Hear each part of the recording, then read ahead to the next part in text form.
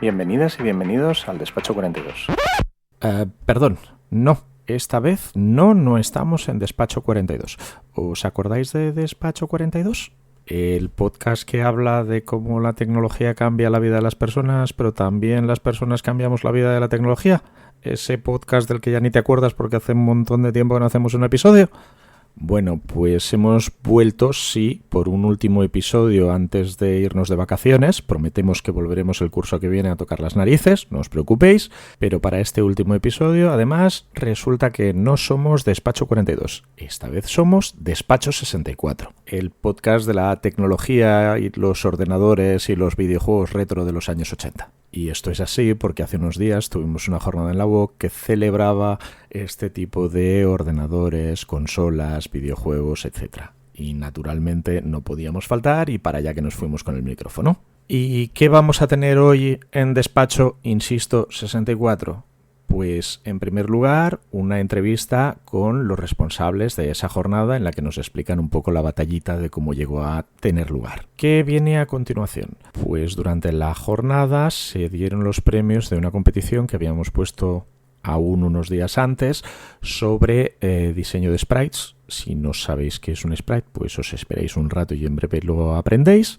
Sprites para Commodore 64, uno de los ordenadores típicos de los años 80, y de composición de música, en este caso para MSX, otra familia de ordenadores muy populares en aquel momento en España.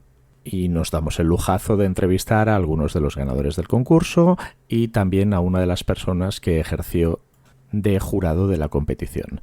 Y por último, pues no sé si enorgullecerme o sentir una cierta vergüenza, pero tuve el placer de entrevistar al invitado de lujo, al invitado principal de la jornada, Jeff Minter, que es un diseñador de videojuegos que lleva trabajando en el campo desde finales de los años 70 y con cuyos videojuegos he tenido el lujazo de jugar en su momento. La entrevista está en inglés, que quiere decir que igual tenéis que reíros un poco más de mi acento. Y eso vendría a ser todo.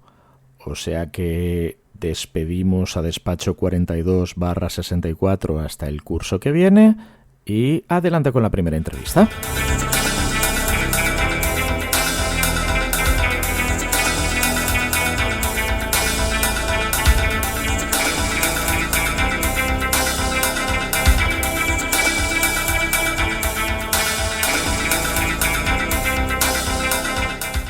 Bueno, vamos a ver. Los presentes. Preséntense. Elijan ustedes mismos el orden. Bueno, pues yo soy Rafael Pérez, soy secretario de la Asociación de Amigos del MSX y me dedico pues ahora mismo a la enseñanza en educación de formación profesional de creación justamente de videojuegos de programación. Vaya, qué cosa. Y también en el máster de la UOC. Anda, máster de la UOC, esto nos lleva a ese señor que hay ahí. Sí, pues bueno, yo soy Joan Arnedo, que soy profesor de los estudios de informática multimedia y telecomunicaciones de la UOC y concretamente soy el director del máster de diseño y programación de videojuegos, donde tengo reclutado a Rafael. Yes. Ajá. ¿Y el tercer señor que tenemos en la mesa? Soy el externo, yo soy Carlos Climent, presidente de la Asociación de Programa Commodore. Bueno, y el tema de videojuegos y tal no estoy relacionado, estoy a nivel usuario. De acuerdo, como me pasa a mí, de hecho. Sí. Y estamos aquí porque en la planta de abajo está sucediendo. ¿Qué está sucediendo en la planta de abajo? Sí, digo yo. ¿Qué está sucediendo? Un despiporre, ¿no? Bueno, pues una unión entre las asociaciones MSX y Programa Commodore. Hemos juntado, ya lo hicimos otra vez, en Casing Edge, ¿no? Sí fue. Y hemos vuelto a juntarnos. Hacemos cada año, ellos hacen dos reuniones de usuarios, nosotros hacemos una, y decidimos juntarlas este año. De acuerdo, y tenemos paraditas con todo tipo de ordenadores, muchos MSX, bastantes Commodores y algunos del resto, pero no tanto. Tenemos invitados a PC. Cierto, he visto. Hay un Quake en plan LAN Party. Y... Están jugando a StarCraft, por cierto. Bien, vale, bajo, ahora vuelvo. Y esto, ¿por qué lo hacemos en la UOC? Bueno, porque ya hace un tiempo, ¿no? Este señor de aquí, Rafael, me dijo, hay un tal Kazuhiko Nishi que dice que quiere ir a Barcelona y podríamos hacer algo, ¿no? ¿Y este señor es? Este señor es el señor que inventó el MSX. Cosa que si quien nos escucha tiene una edad, probablemente recuerda esas 3 letras, sí. Que es amigo de Bill Gates, nada, la persona. Tiene su teléfono, sí. ¿No? Sí, o sea, Bill Gates dijo, es la persona que se parece más a mí. ¿No? Entonces, bueno, como era una persona de una cierta categoría, ¿no? Pues me digo, ¿quieres que te líe y montamos algo con la web? Sí, porque el señor este se autoinvitó a venir a Barcelona por Twitter. Que alguien le dijo, en Barcelona se hace una reunión de usuarios de MSX, te podrías venir por aquí a presentar tus nuevas cosas que estás creando. Y él dijo, pues sí, pues iré. Ajá. Y nosotros no nos ha dicho nada. O sea, que llaman a la puerta de decir, vengo a casa, vengo este fin de semana. Pero si no tengo nada. Tengo las camas por hacer, las sábanas hechas polvo, hostia. Y claro, estas reuniones normalmente las hacemos en un centro cívico, en un espacio público, pues nosotros tenemos un espacio un poco punky, ¿no? De que lo hacemos todos nosotros y tal, y venía un señor de esta categoría, sin seguridad, sin una alfombra roja, sin un servicio de DN, hostia, pues esto va a ser complicado. Y bueno, con mi amistad con Joan y que estaba pues trabajando con él, y digo, oye, este señor quiere venir. Vosotros que tratáis con gente que hacéis conferencias y tal, ¿os apetece cogerlo? Bueno, y le costó muchísimo convencerme. Porque yo me acuerdo del primer día que hice la entrevista para entrar, digo, hola, me gustan las serpientes. En el momento la entrevista empieza de manera muy positiva. Contratado. Pues más o menos así.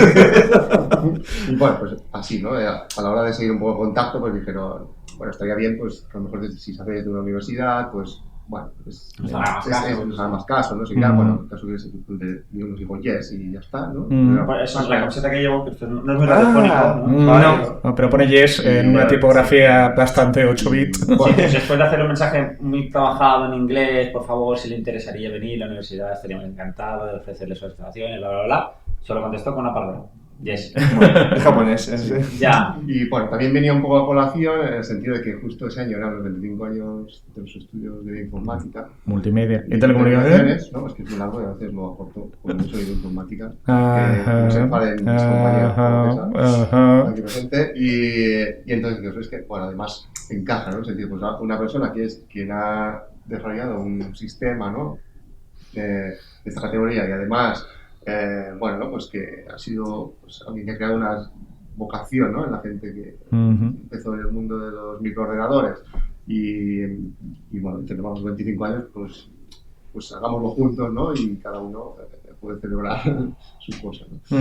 Bueno, yo añadiré que no tiene que ver tanto con la pregunta, pero que seguro que al primero que montó una filmoteca, también que le dijeron que porque ponía películas de 1912, que es lo que debieron poner en las primeras filmotecas, que no eran la cosa más sofisticada narrativamente del mundo, pero que sin aquellas películas de 1912, las de 1932, las de 1952 y las de 1972, pues probablemente tampoco habrían existido, que al fin y al cabo videojuegos es cultura, aparte de una industria que mueve mucho dinero. Y bueno, a partir de esto primero fue como un poco un invento, ¿no? Un experimento y consideramos que salió muy bien y bueno, pues pasado un tiempo, pues Rafael y esta vez con la gente de Commodore, pues podríamos en vez de que fuera algo... Necesitaban algo más de calidad y por eso hizo falta un poco de Commodore. Podríamos volver a hacerlo y otra vez les costó muchísimo engañarme. Dijo, y además, pues si nos juntamos dos sistemas, pues entonces intentemos algo más grande y como había unas salas aquí que tenemos nuevas que se había de amortizar que no sé, que están bastante aparentes, pues dijimos, ¿sabes qué? Esto se puede llenar de gente. Genial. Teníamos cierto miedo de que no lo pudiéramos llenar. Cierto. Muy grande. Cierto. Comando, Explora y MSX, creo que no lo llenamos. ¿De final? Estaba petado. Y hemos tenido que buscar mesas y encontrar la manera que quepa todo el mundo. Cosa que está genial, que siga habiendo interés por estas cosas. Y a mí me hace que se me cae la lagrimita. Vaya afuera que no ha podido venir. El año que viene correcto. Sí. Pero no porque no hubiera espacio, sino por otros temas económicos, lo que sea. Que también bueno, ahora un poco crítica social. Barcelona en julio, a nivel de alojamiento, es muy caro. Y si hay la Copa América... Y además todos se juntan cosas, pues ya era muy difícil. y por cosas así no han podido pues, claro, trasladarse hasta aquí. Estas cosas pasan, tenemos que pasarnos a la temporada baja. Una cosa que me va a preguntar cualquiera que vea el vídeo de promoción y de resumen del evento, que estará supongo enlazado en algún sitio de las notas del podcast, es que en estos eventos hay muchos señores y hay pocas señoras. Esto es así. Es así. Es así. No nos hace demasiada ilusión tampoco, o sea, pero es así. A mí aquí siempre me gusta meter la batallita de que estos juguetes, porque estos ordenadores se vendían como juguetes. Correcto. Pues en aquel momento tenían una publicidad que hacía que se le comprara a los niños de la casa y no a las niñas de la casa. Que esto Aunque en las fotos de las portadas de los anuncios pues salían las señoritas. Sí. Igual no con el aspecto como más interesante para atraer al público femenino, pero curiosamente. Es curioso porque si miras algunas de las revistas japonesas, por casualidad yo estuve mirando unas cuantas Kumpuchi esta semana por los temas y salían bastantes chicas, pero no en el sentido negativo, sino como las usuarias del sistema. O sea, yo esto lo recuerdo sobre todo de anuncios en Estados Unidos. El pasado a Estados Unidos, y en Estados Unidos o sea, que pasaron de una publicidad neutra en género en determinadas cosas a una publicidad.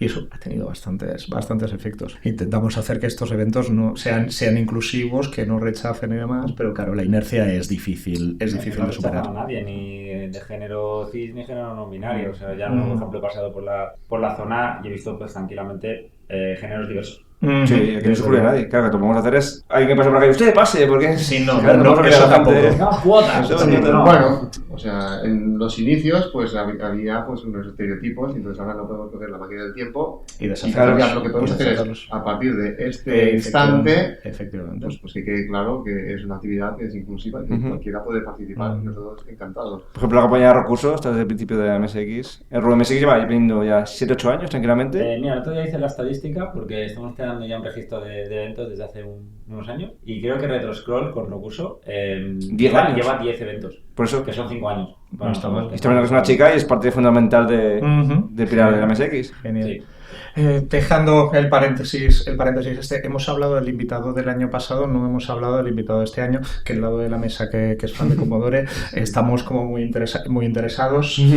¿Quién hemos tenido este año de invitado? A Jeff Minter. Que igual escucháis al final de este episodio de podcast o en otro día, porque todavía no tengo para nada pero le hemos puesto el micro y le hemos obligado a hacer unas declaraciones para despacho, esta vez 64, no 42. ¿Quién es Jeff Minter? Bueno, el creador de la empresa Yamasoft, que es el que a ti y a mí seguramente nos hizo perder muchas horas con el Grid Runner y con el Mutant Camels y con el Revenge of the Mutant Camels y no quiero pensar las horas que Mira, yo perdí muchas horas y me he hecho mucha ilusión de descubrir gracias a este evento que es el creador de Hubble Bobber, que es el juego del jardinero, que ese pasaba yo horas y horas y horas, que había una anécdota que explico a los amigos. Claro, es que yo, por desgracia, llegaban de aquella manera, porque yo era muy pequeñito, este ordenador que tengo yo es fuera de edad, y sabemos ya cómo llegaban de aquella manera, con otros nombres, que ese juego yo conocía como el horterano. Claro, decía, papá, ¿cuál es el juego detrás del jardinero? El horterano. Digo, papá, no puede ser el horterano porque no existe el horterano como juego. Entonces, como este señor sacó hace poco un documental, entonces empezaron a hablar así, que hay un juego de un jardinero, no sé qué. Digo, ¿no será este?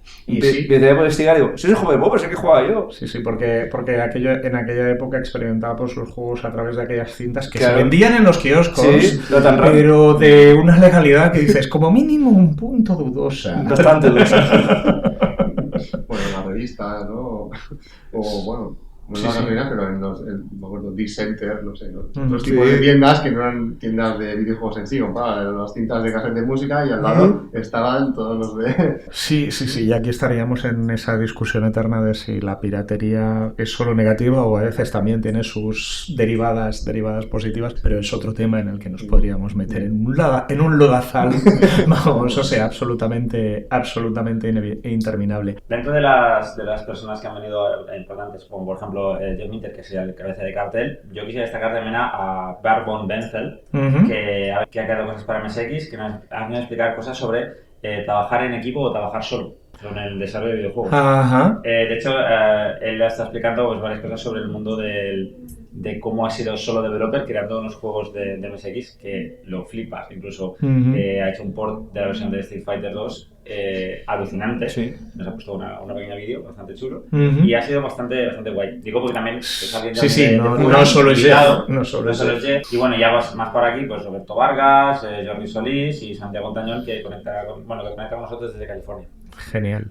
Nada mal. Senior AI Engineer en Google. Casi alguien que tiene una categoría superior y cuando me aburro hago juegos de y ahora voy a volver a una cosa que decía Joan esta mañana cuando se ha presentado cuando ha presentado la sesión, que hablaba de que estas máquinas provocaron muchas vocaciones de informáticos y que hay, no todos, pero bueno, yo hago mis líneas de código de vez en cuando también, esto pasa, pero que pasar de tener un Commodore 64, pasar de tener un MSX, un MSX2 a como mínimo tirar unas cuantas líneas de BASIC, igual era menos difícil o más... Que no había otra cosa. Ajá. A ver, desde ese punto de vista, por ejemplo, mi trayectoria empieza en el ZX81 de Sinclair. Ajá, claro, esto como secuela le lleva al MSX.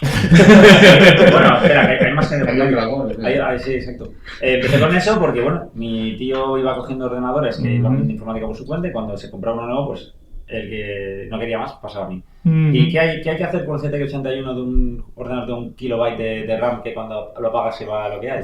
Pues picar líneas de código de un pequeño librito que te pone 101 juegos de ZX81. Correcto. Que son pequeñitos y te pasas la tarde, es decir, no es el niño entretenido.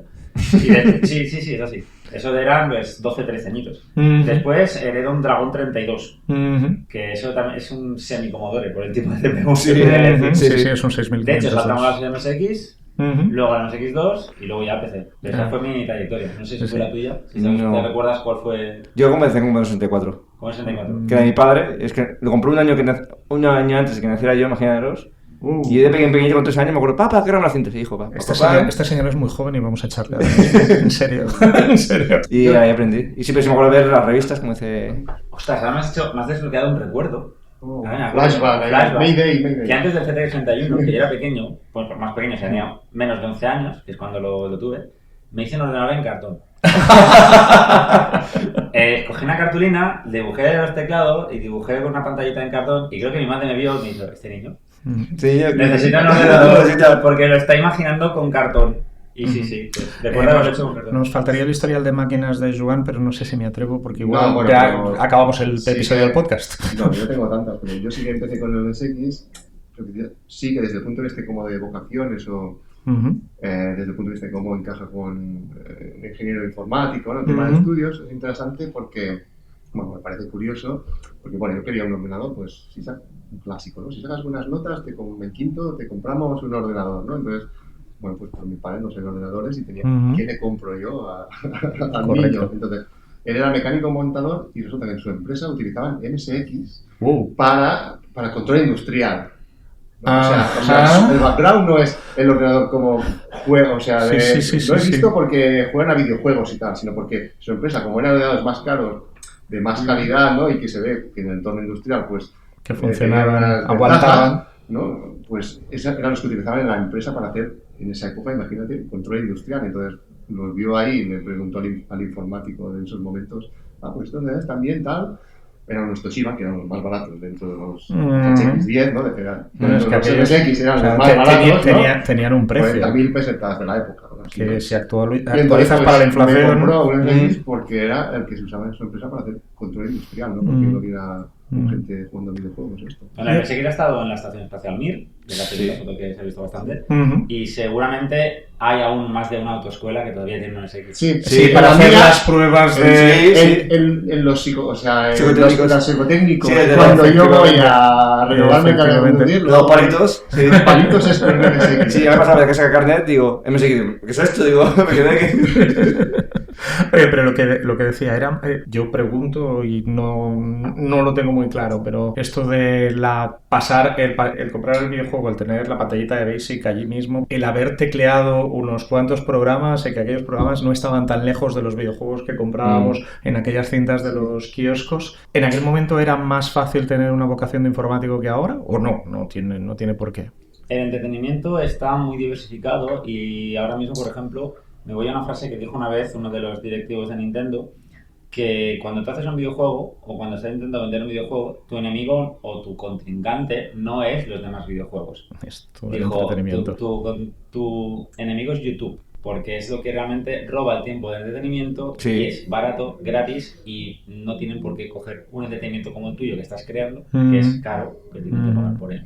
Y que requiere ser activo, además. Sí, no puedes ponerte como un zombie delante de la pantalla y consumir un videojuego. Pues, los nuevos medios, las redes sociales y YouTube es súper variado, además, o sea, es... Oye, y esto con estas magias de la máquina del tiempo sonará dentro de un rato, pero yo se lo preguntaba a Jeff Minter, si ahora tenemos un chaval o una señora de 50 años o quien sea, me da lo mismo, que dice, ¿y esto de los videojuegos cómo funciona? Para experimentar, jugar, intentar tirar una línea de código, ¿algún sitio por el que comenzar? Por los Fantasy Computers. Lo tengo clarísimo. ¿Qué es eso? ¿Qué es eso?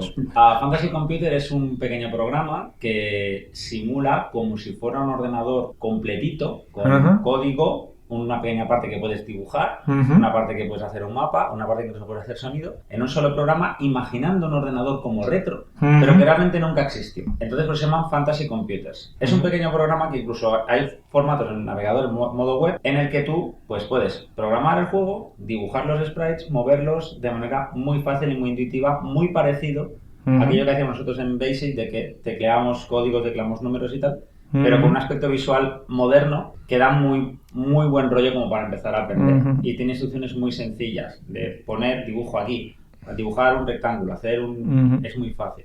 ¿Estilo Pico 8, por ejemplo? Pico 8, sí, de hecho, Jeff Pico Minter lo ha comentado en su conferencia, el Pico 8. Y en estas cosas de la máquina del tiempo, cuando se lo pregunte hace unas horas, pero dentro de unos minutos, pues también ha dicho eso, curiosamente. Bueno, vale, pues eso es el bloque grande de lo que quería preguntar y aquí tenemos prisa por no perdernos lo que está sucediendo en la planta. Es que yo diría que hoy en día tiene más mérito programar videojuegos antes que hoy en día, porque hoy en día tú te pones un Unity y te hace casi todo. Un juego sencillo, pues hacer, o sea, él te controla la cámara, te compara todo, pero claro, tú piensas un Basic. Yo estoy con el de Rafael. Pero un Basic es que hacerlo tú de cero. La física. Claro, es que un Unity te lo calcula todo, la física, todo. Y dices, claro, yo pruebo Unity por probarlo y digo, entiendo puede ser en tantos juegos, es que me controla la cámara, me Salen controla churros. Bueno, Churros, en juegos, churros. Bueno, pero que te controla todo. Pero es que en Basic era, tienes que calcularlo tú todo, hacerlo tú todo. Aquello era un trabajo de chinos. Yo miro gente como Jeff Minter, esta gente, digo, y además que tú entras a internet, ¿cómo hacer esto? Este señor, ¿cómo lo hacía? Sí, esto de que no haya Google ni Stack Overflow. Programar sin Stack Overflow. Eso sí es una asignatura. Claro, este señor no podía ir a la biblioteca a coger un libro de... No habría libros de informática como ahora. O sea, es que yo alucino como lo decía Jeff Minter. Vale, igual había 2 en vez de 3. Barbel Dented, que el presidente de la tarde, ha explicado de que necesitaba hacer un pequeño código en El Salvador para ir de un punto a un punto B y se lo preguntó a ella.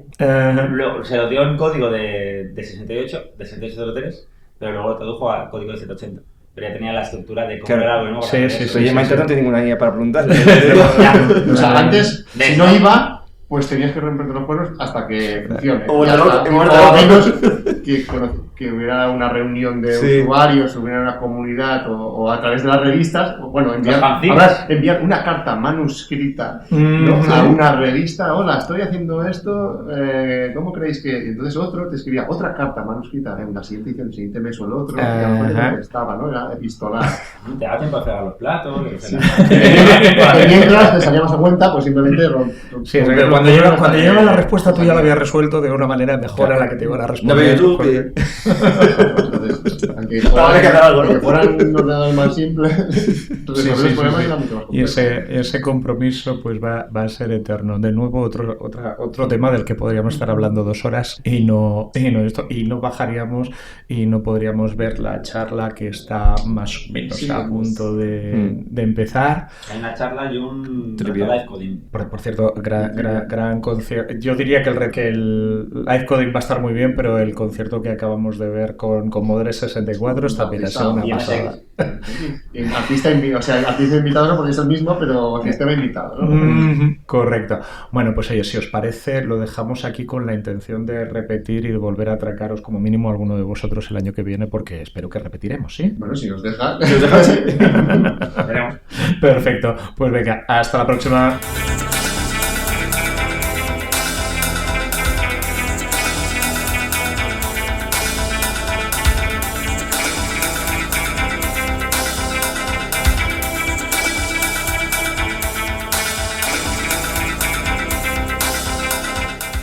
pues tenemos aquí a Alicia Fernández. Hola, ¿qué tal, Alicia? Hola, muy buenas. Alicia, estudiante de la UOC, ¿sí? Sí, estudiante de la UOC del grado de Diseño y Creaciones Digitales. Vale, y aparte ganadora de un segundo premio de diseño de sprites en la jornada retro de hoy. Efectivamente.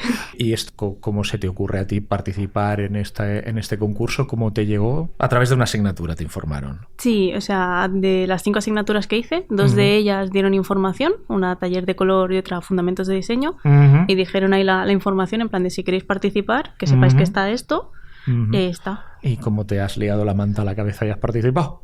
A ver, vengo de un padre que ya de por sí es friki, es muy fan de las consolas y todo esto. Vale.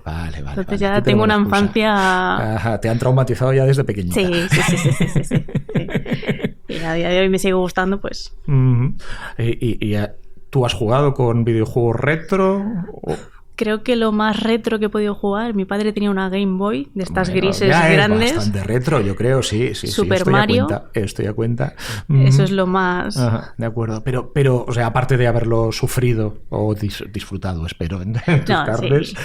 ¿Habías hecho alguna cosa en plan diseño de personajes antes? No, la verdad que nunca, o sea, no se me había ocurrido, pero no sé, como veo esto de los sprites, nunca había hecho un sprite, digo, mira, pues por probar a ver qué tal. Y el trabajar eso, con un entorno de diseño con tan pocos píxeles, tan pocos colores y tal, ¿esto qué?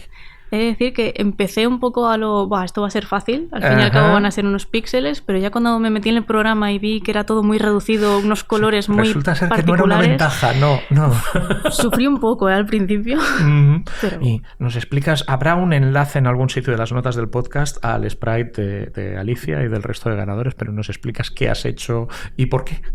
Tengo mucha influencia de lo que es parte anime, parte manga y parte de esto. Entonces lo que es típico niño colegial o niña colegial con su vestidito, su mochilita, es la idea que quería. Un lacito y cosas de estas. Algo así, personaje muy sencillo de un niño para ir al colegio. Yo esto de sencillo le voy a recomendar a todo el mundo que nos escuche que se mire el sprite y decida si es sencillo, porque yo creo que hay un trabajo considerable ahí detrás, que esto no han sido 10 minutos. No, ha sido un buen rato. Un ensayo y error, sobre todo prueba de colores, porque quieras o no, los colores son los que te da el programa, tú tienes una idea en mente, cuando utilizas los colores dices, no me está casando lo que yo quería, y fue un ensayo de error ahí. De acuerdo. Pues oye, pues muchísimas gracias por haberte presentado, muchas felicidades por haber ganado, y pues ojalá coincidamos en otra jornada retro en el futuro, como Creo mínimo. Sí, al menos el año que viene seguro. Muchísimas gracias, Alicia. Muchas gracias a vosotros. Vale, y seguimos. Esta vez continuamos hablando del concurso de videojuegos, pero ahora, como tenemos un nivel, pues después de estudiante ganadora, nos hemos ido directamente a buscar al jurado. Iba a decir tribunal, esto que no es tan serio. Jurado. Y tenemos aquí a Laia Blasco. Hola, Laia. Hola, ¿qué tal? Laia diseñadora, ¿sí? Pero en la UOC es usted la directora... Del grado de artes. Casi nada. Ahora me estoy intimidando y tal. Me vais a tener que entender. Y lo que le preguntábamos a Alicia antes y tal... ¿Experiencia con el mundo de los videojuegos, señora directora del grado de artes? Bueno, a ver, yo no tengo mucha y total respeto a esta comunidad. Sí que recuerdo alguna experiencia de pequeñita. Mi abuelo teníamos ahí unos primos que convivíamos en verano y teníamos el Pong. Eso estamos hablando de un Atari de hace... O sea... de hace unos cuantos. Y luego con mi primo, él tenía una Game Boy y nos turnábamos al Mario, estos Game Boys de blanco y negro. O sea que con sprites hemos jugado, porque al fin y al cabo si hemos jugado con la Game Boy, hemos usado sprites, aunque lo supiéramos o no, en aquel momento seguro que no. Sí. Y luego también en el ordenador de casa ya me enganché una temporada al Digger, un ladrón que tenía ahí unas aventurillas. Bueno, son bastante de hace tiempo, ¿eh? Y bueno, era divertido. Me comentabas fuera de micro que también el Prince of Persia. Sí. que, o sea, como ejemplo de diseño de personaje, es la cosa más alucinante del mundo. Yo no sé si eso lo sabe Laia o si lo sabéis vosotros, pero podéis buscar los vídeos de referencia que se hicieron con el hermano del diseñador del videojuego para hacer la animación del Prince of Persia, que son una absoluta maravilla. Habrá enlace en las notas del podcast. Pero bueno, ahora que hemos examinado del pasado a Laia, claro, lo de diseñar sprites y no creo que sea una cosa que hayas hecho nunca. No. Y juzgar un sprite también es todo un reto. ¿Cómo se mira una diseñadora y directora de grado de artes esas cosillas que son de 16 por 16 píxeles o de 32 por 32 píxeles e intenta determinar qué es bueno y qué no es tan bueno? Bueno, yo creo que hay como dos cosas a tener en cuenta.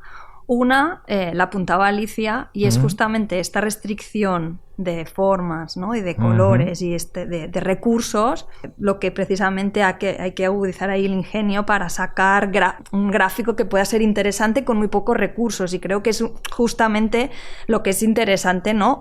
A nivel gráfico o de reto para un diseñador de diseñar un sprite. Y luego, obviamente, además que tenga un interés gráfico y una complejidad dentro de la simplicidad de los elementos con los que se está jugando, es que la idea, ¿no? O lo que nos estén transmitiendo con este sprite, pues sea evocadora o sea interesante también, o nos pueda dar un concepto o transmitir una idea que también sea interesante, más allá de lo que pueda, ¿no? de los recursos gráficos que se hayan usado. Y con esos dos elementos, y teniendo en cuenta que también éramos unos cuantos valorando, ¿no? Sino que ya hemos balones fuera.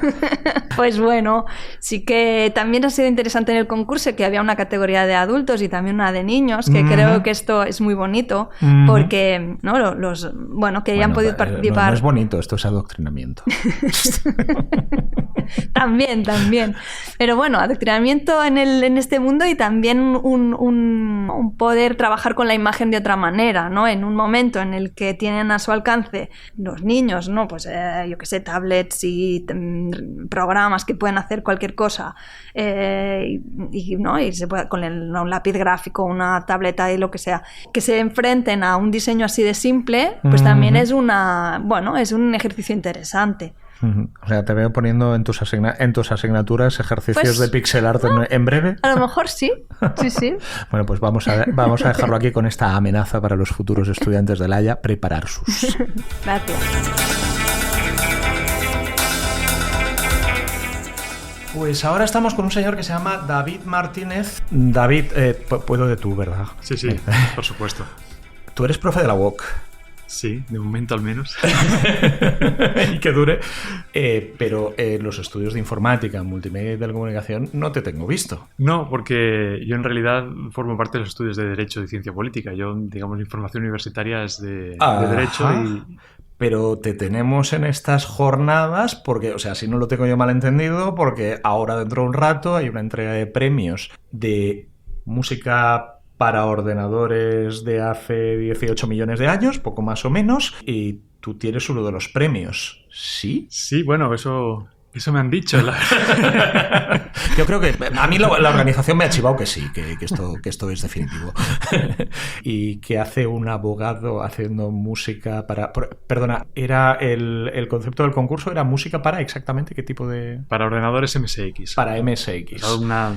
Digamos, había unos requisitos técnicos determinados por el tipo de chip que produce el sonido en los ordenadores MSX, pero bueno, pues son cuestiones...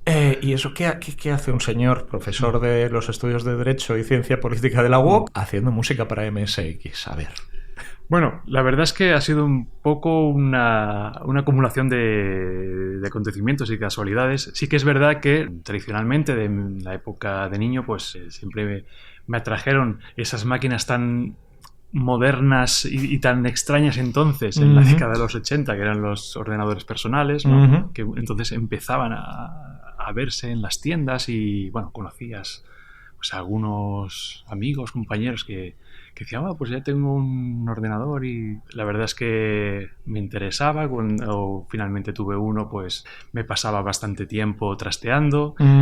Y paralelamente siempre me ha gustado mucho la música desde una perspectiva más activa, no solo como consumidor de música, sino que también siempre me ha gustado pues trastear un poco con los cacharros que hacen ruido y tal, y bueno, se dio la circunstancia de que, bueno, pues un aspecto interesante de los videojuegos era que además de poder entretenerse un rato, poder, digamos, jugar, también tenían musiquitas, hacían ruiditos y hay que reconocer que, bueno, algunos programadores / músicos pues hacían las cosas muy bien. Auténticas maravillas. Sí, y siempre de alguna manera pues había intentado de algún modo parecerme a ellos. Esto, digamos, entonces tenía una dificultad de entrada muy importante, que es que en aquella época no es como ahora, que todo es muy facilito, ¿no? Todo es un entorno gráfico y el ratón y todo muy interactivo y demás, pero entonces utilizar una máquina de estas pues te obligaba pues a mirar libros, revistas, a teclear mucho, porque todo era a través del teclado. Entonces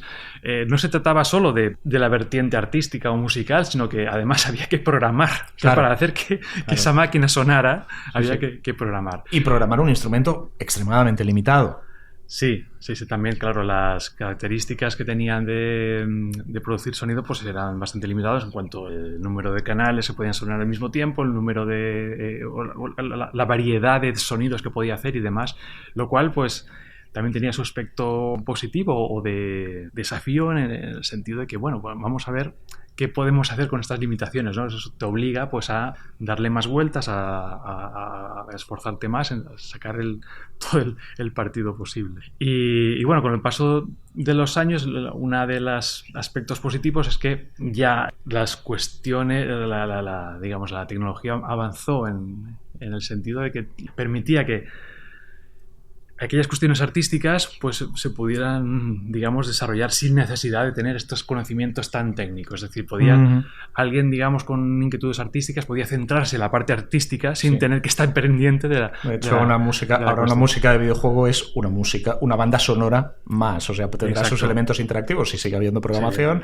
pero en tu capacidad compositiva lo tienes todo para ti. Actualmente se puede decir que no existe diferencia entre hacer una banda sonora para un videojuego o para una película, porque el trabajo artístico musical es el mismo. El músico hace su trabajo en el estudio y después eso se incorpora en el producto final. Bueno, ya, digamos, el apartado de los programadores ya lo harán lo que haga falta para incorporarlo. Y bueno, tuve noticia de la celebración del evento, de que había un concurso para música basada en los estándares del ordenador MSX de los años 80.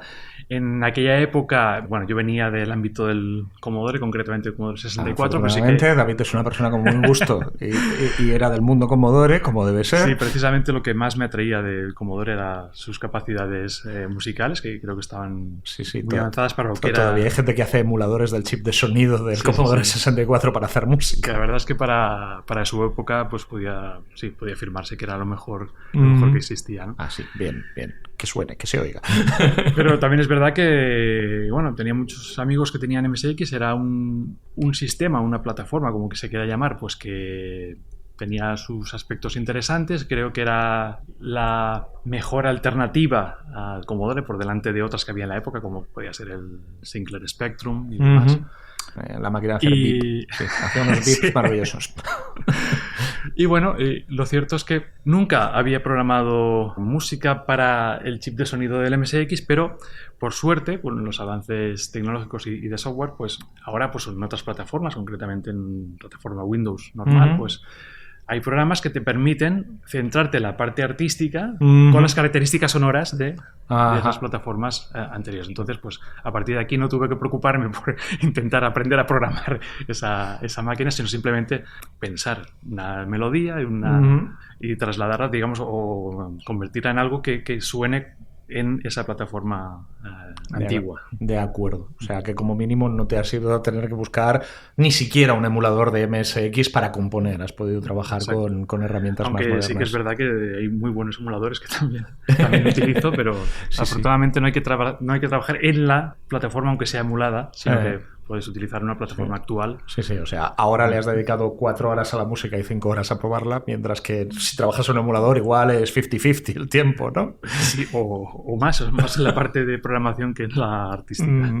De acuerdo. Bueno, pues con eso yo creo que Los oyentes de Despacho 42, Despacho 64 para la ocasión, quedan bastante contentos. Una última pregunta. ¿Alguna música favorita de la época, del tiempo de los videojuegos? ¿O ya no, que hace demasiado tiempo? No, a ver, eso es como preguntar acerca de cuáles son tus álbumes favoritos de la historia de tu vida. Yo creo que hay grupos de música o discos o canciones concretas que te gustaron en su momento y te van a acompañar el resto de tu vida porque son como piezas de referencia que están ahí, o al menos en lo que es tu trayectoria personal. Es decir, por ejemplo, por mucho que haga 50 años que se publicara Dark Side of the Moon de Pink Floyd, pues eso sigue siendo Dark Side of the Moon. Exacto, es una obra de referencia, una obra maestra que está ahí, ¿no? Y por mucho tiempo que pase seguirá estando. La verdad es que habría una lista tan larga que casi podríamos hacer toda la entrevista dedicada. Sí, un especial de 6 horas. Sí, entonces más que hablar de algunos juegos en concreto que también se podrían citar, simplemente me limitaría a algunos de los músicos / programadores que para mí son, digamos, la referencia en la época. Sobre todo estoy hablando en relación con el Commodore 64. Ajá. Yo creo que nombres como el de Rob Hubbard, como el Jero Entel, Chris Hulsbeck, Jonathan Dunn, Tim Follin, y muchos otros, pero básicamente esos 5 o 6 que creo son absolutos maestros, tanto en la vertiente artística, musical, de composición, como en la vertiente más de conseguir exprimir al máximo todas las capacidades de la máquina, ¿no? Dentro de sus limitaciones. Me quedo con los deberes de buscar algunos YouTubes, que como mínimo 2 o 3 de los compositores mencionados vamos a encontrar cosas en YouTube para que podáis escuchar. Mencionar que a los que no hayáis venido a la jornada retro, aquí abajo donde se está celebrando mientras nosotros grabamos Despacho 64, hay una máquina autografiada por el señor Hubbard que David y yo nos hemos mirado mucho y que no vamos a robar porque somos gente muy, muy, muy honesta, pero que nos gustaría llevarnos a casa. Y nada más, muchísimas gracias, David, por dejarte atracar así de esta manera desde además otros estudios, que estas cosas, ¿qué cosas hacemos? Gracias a vosotros, un saludo y muchas gracias por la invitación.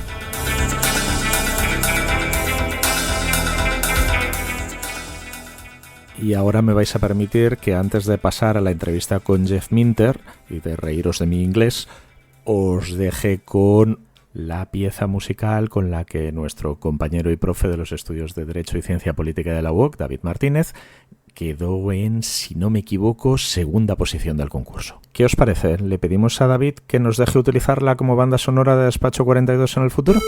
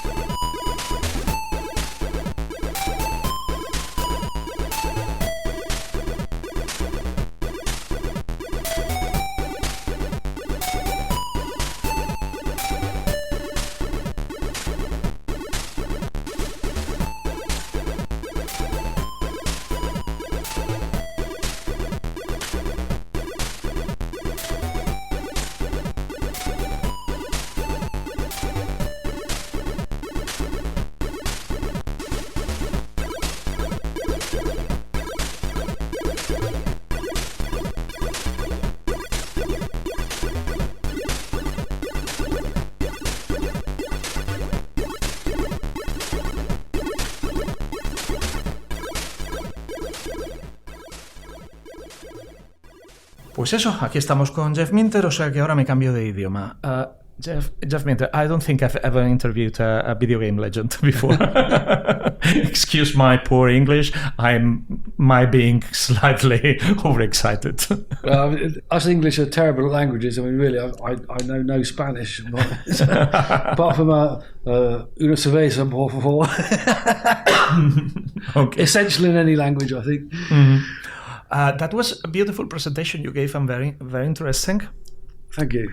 At the university, one thing that when you organize an event like this, doing with 80s video games, people tend to ask, why are we doing this at a university? I think that your presentation justified that perfectly, but maybe people won't have the time to review that. So if you could give us a short version. Well, I think the early designs are quite interesting to study because back in those days you didn't have a lot of resources. You couldn't cover up a poor video game design with fantastic graphics and amazing music. And the very best designers back in those days had almost nothing to work with. They had to work with almost the raw distilled essence of video gaming. And the most elegant designs from back then are still enjoyable to this day. And it's interesting to study them because in studying them you begin to understand that there's something visceral about video game design. There's a feel to it. And without all the extra resources, those most successful of the early games were all about the feel. And I think it's quite interesting to maybe try and make a recreation of one of those games yourself.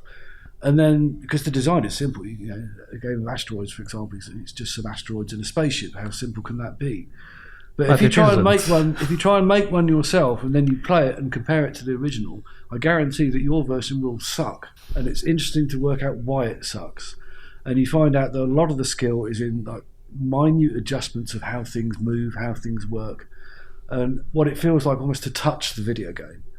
And even if you're making a modern game, you still want that interface between you and the moving objects on screen to feel elegant, to feel nice.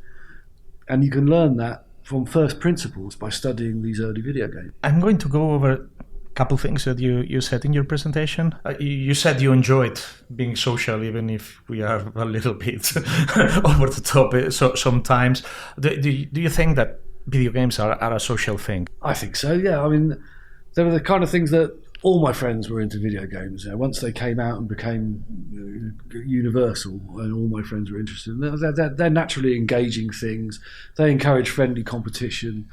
I mean, to this day, Ivan, my partner in Llamasoft, is very slightly better than me at pinball, so I have to work on getting my pinball skills up. That's fun.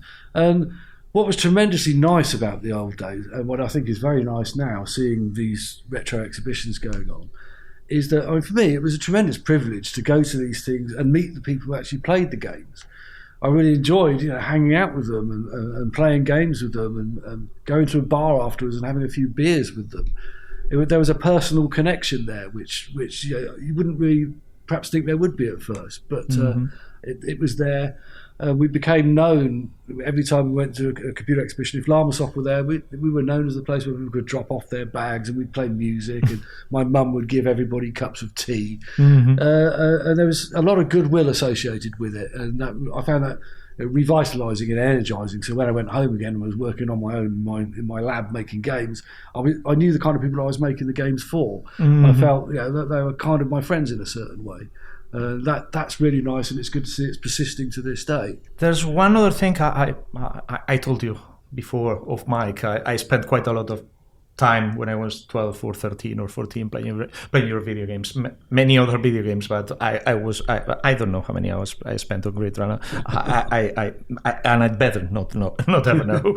When I had my first computer, it was a Commodore 64. I had your games, and I would have sucked at doing video games, but I felt that it wasn't that far away, that I could do something like you did. I wouldn't have been able to. I'm very sure of that. I know that now. But now kids that start playing, they get a PlayStation 5 or whatever, or a PC or whatever machine. They see video games that are so sophisticated that what you said at the beginning, I didn't know. I didn't know that video games could be made and that I could take part in that art business, whatever you want to call it. Do you think that in some weird way we had it better to learn to program? And Well, back then, I mean, yes, it did seem very accessible. I mean, in the early days, the guys who were making the games were people just like us, you know. Yes. And that made it, made a lot of people think, well, maybe I could do that too. And it's always a great honour to me when I come across somebody in the games business and they say, well, part of the reason I got into this was playing your games back in the day. And I think that's wonderful. And yeah, it can be quite off-putting if you look at these big AAA games made by teams of hundreds of people. And you think, oh God, you know, how could you even begin to do something like that? But there are points of accessibility when there's obviously retro. People are still making games for retro systems, and it's still quite an interesting study and thing to do to make a game on an old system. Plus, there's indie. Yeah. There's a lot of indie stuff around made by small teams, individuals, and so it's still possible to move in the circles where these kind of things are still accessible, are still made by people like us. It's there if you look for it. It's perhaps not in your face when you're just sitting in front of your console, but if you look around the corner on your PC or whatever, you will find these games. And for someone who is maybe looking into getting into games or trying if they are good at it, or you said something about taking an old video game, a classic video game, one of those that don't have amazing graphics but are so enjoyable to play still, and try to redo them. And you mentioned maybe you said something about Pico 8? The Pico 8, yes. The Pico 8 it's like a virtual console. It's almost like an emulation of a console that doesn't exist, and it can be programmed in a high-level language. It's quite powerful. You can do. I mean, people have done all sorts of amazing stuff on Pico 8. There's a recreation of Grid Runner on there, which doing Grid Runner should be simple. It's a simple game, but people are doing 3D engines and all sorts on there. So even though it's simple, it's not. It is still powerful.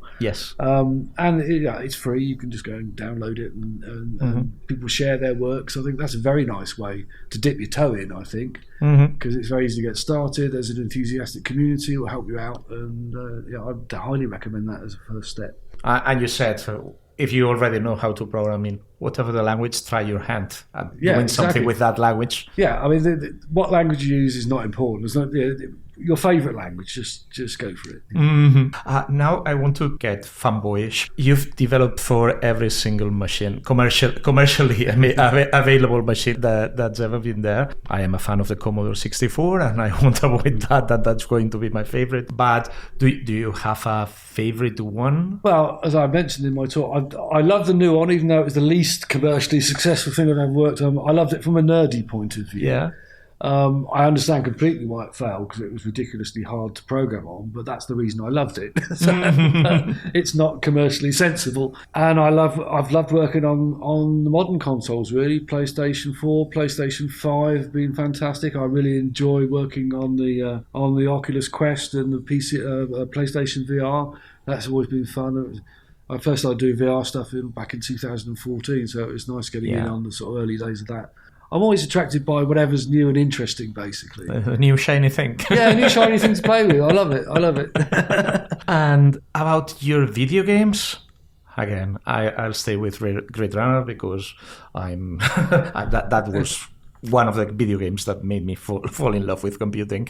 But do you have one that you have enjoyed more than the others? A favorite one to play? Do you play your video games? I do. Yeah, I spend a lot of time playing my own games. But I think there's one game that's particularly close to my heart, simply because it's emotionally close. Is Hover Bobber, because that's a game I designed with my dad. So it reminds me of my dad.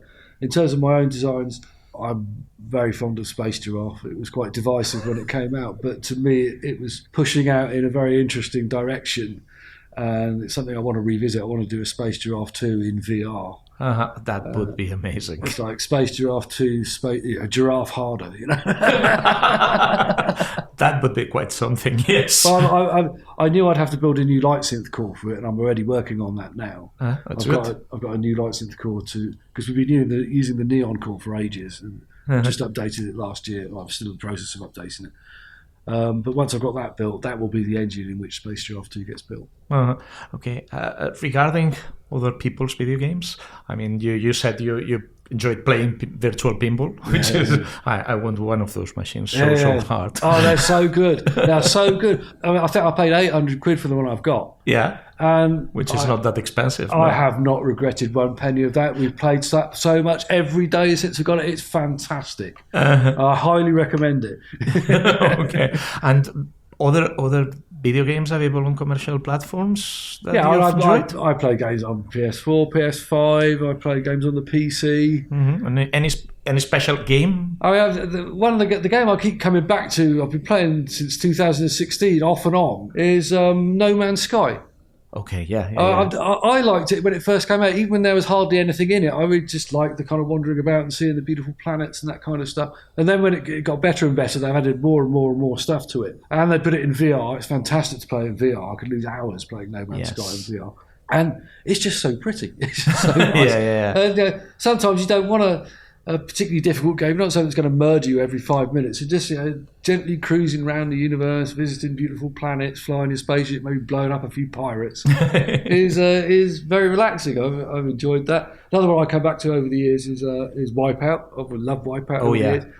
That again, it's fantastic on the PlayStation VR. Even though it wasn't made for VR. Yeah, they put a VR mode in it, and it's one of the best VR modes in any game I've played. It's fantastic to play in VR. For one last question, your video games are visually so crazy in the best possible way. How did you start coming up with those ideas, and how do you keep it fresh? And I said it was the last question, and it's going to be the next to last question. I'm sorry. Okay.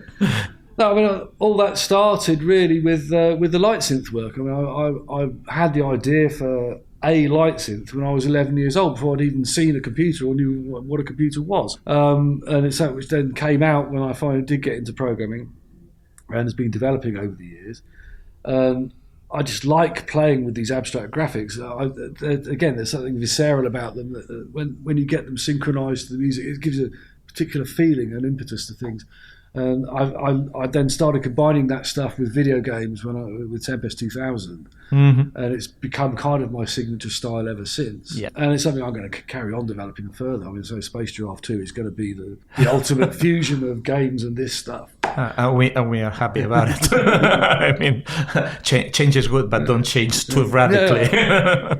And now, yes, for the really last question, I mean, I started saying that you're a legend. There's a Jeff Minter story has come out recently as a collection of your video games. How does that feel? Because that doesn't happen. No, it feels weird. When they were putting all this together, it's like, it's just my old stuff. I'm not that interested in it. In a way, it's kind of almost embarrassing because it exposes some of my really early work. And you might look at that and think, well, that's a bit rough. And it was a bit rough. But then, everybody's work was a bit rough back then.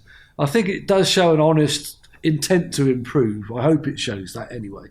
And it shows all the missteps I've made along the way as well. I mean, not every game is great. Some of the games have been a bit too weird, a bit too experimental, didn't work that well. But I'm absolutely honoured that they would do that. I mean, when I saw the job they'd done with the Atari 50, which was another fantastic collection, the idea that they would do that for little old Llamasoft was absolutely astonishing and a tremendous honour. But now we have an easy way to go over more than 40 years of developing video games. Yeah, and it's nice to, you're not trying to get an emulator, set an emulator up just right to play the games. It's all been done for you. Yes. Save the high scores. You've got a lot of contextual stuff from the time, all the adverts and articles and all my silly newsletters that I wrote. It's all there. And so I think even if you're not particularly into my games, it's an interesting sort of time capsule of that particular era.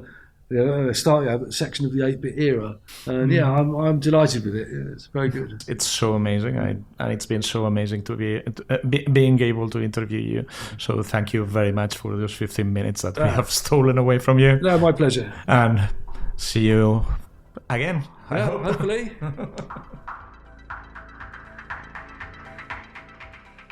Muchas gracias por haber escuchado un episodio más de Despacho 42. Si quieres comentarnos algo, nos encontrarás en nuestro blog en blogs.uoc.edu/informática. También puedes ponerte en contacto con nosotros con el hashtag Despacho42 en Twitter. Y si quieres echarnos una mano, suscríbete a Despacho 42 en tu aplicación de podcast favorita, ponnos nota, déjanos un comentario y sobre todo, recomiéndanos a tus amigas y tus amigos. Hasta la próxima.